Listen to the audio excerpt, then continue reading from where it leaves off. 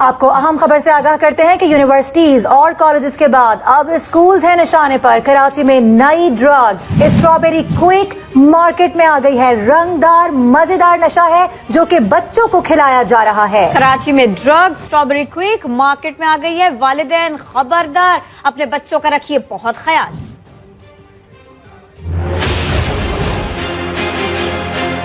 रस भरी, खुशबूदार और देखने में मजेदार, ये कोई आम कैंडी नहीं, मुल्क के दुश्मनों का नया हथकंडा है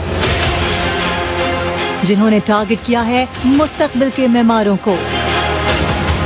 कराची में स्ट्रॉबेरी क्विक नामी ड्रग ने खौफ फैला दिया है। सिटी स्कूल ने वालिदैन को खबरदार किया है कि अपने बच्चों को स्ट्रॉबेरी क्विक नामी नशे से बचाएं। बच्चों को मना करें कि किसी भी अजनबी से खाने की कोई चीज ना ले। ये चॉकलेट भी हो सकती है और टॉफी भी।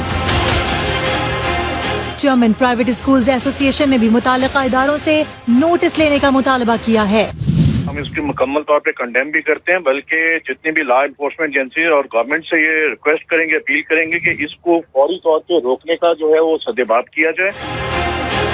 वालिदैन तो इस नई मुसीबत से परेशान हैं ही, लेकिन अब तक हुकूमत का कोई मौक़िफ़ सामने नहीं आया।